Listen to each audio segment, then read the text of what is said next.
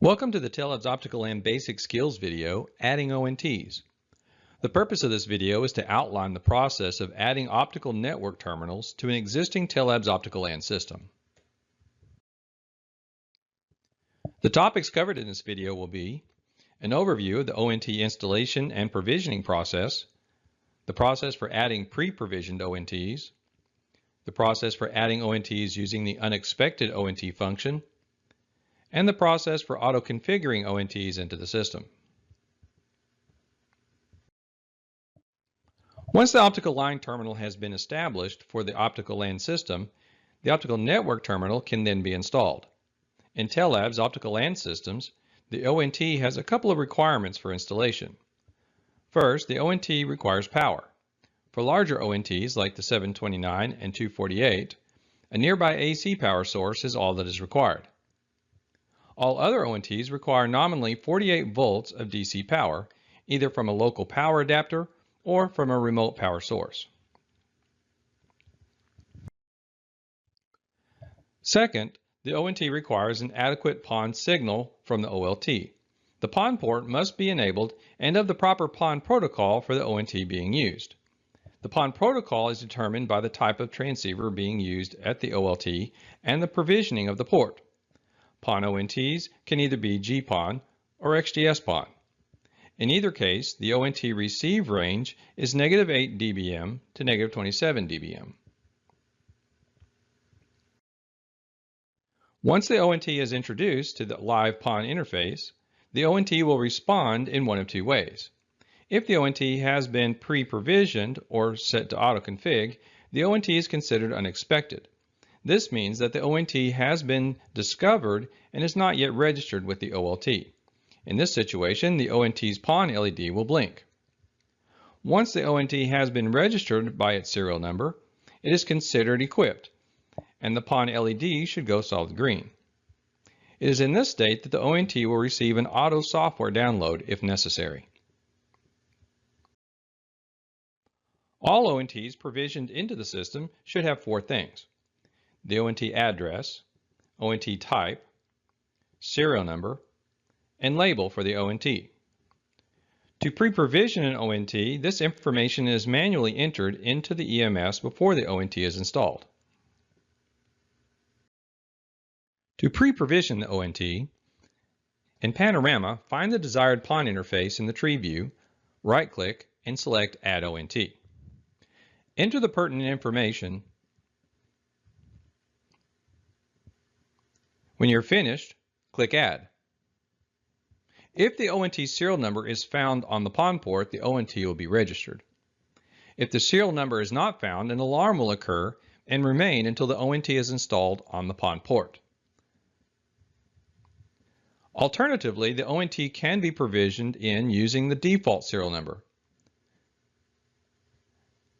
This serial number is TSLS and 8 zeros. This default serial number provides a placeholder in the system until an actual serial number can be introduced. ONTs provisioned with this default serial number do not produce an alarm in the system.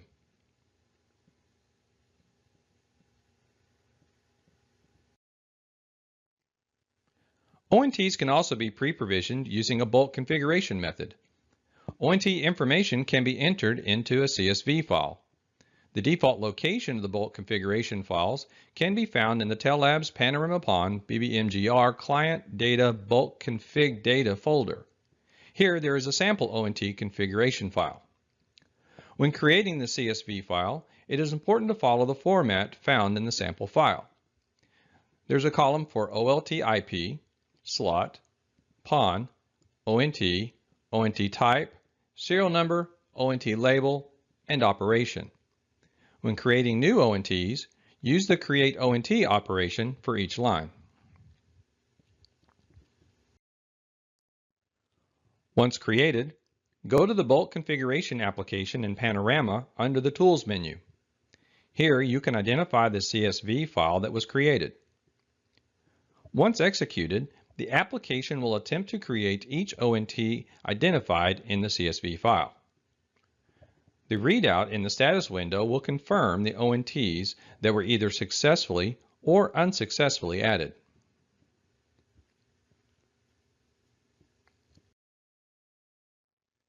Another way to add ONTs is to install them first on the PON port.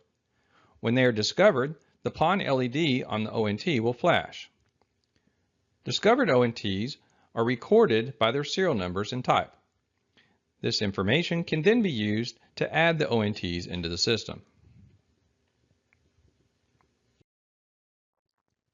In Panorama, these discovered ONTs can be provisioned in together using the unexpected ONT function. To see the list of discovered ONTs, right-click on the desired PON port in the tree view. Select Unexpected ONTs. The list shows the discovered ONT serial numbers and types on the PON port. In this interface, the ONT ID and label can be added, and then the ONTs can be registered by selecting Assign ONT.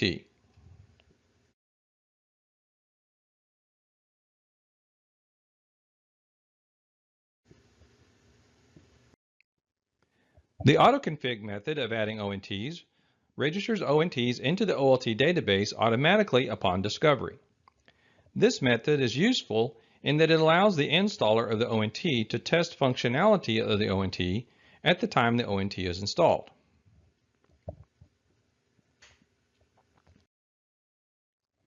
Auto-Config is a function of the PON profile. To enable Auto-Config in the PON, open the Profile application and select the PON tab. Create a new PON profile. Select Auto-Config in the profile parameters, and then select the beginning and ending ONT IDs to be used. Save the profile with a unique name.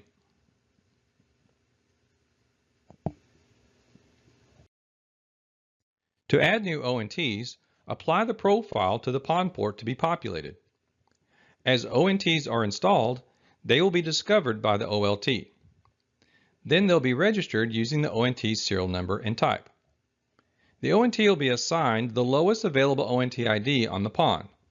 As such, it is important that ONTs are installed in a prescribed order so that proper ONT IDs are provisioned. ONT labels are not entered in this process, but can be entered manually in Panorama or at a later time.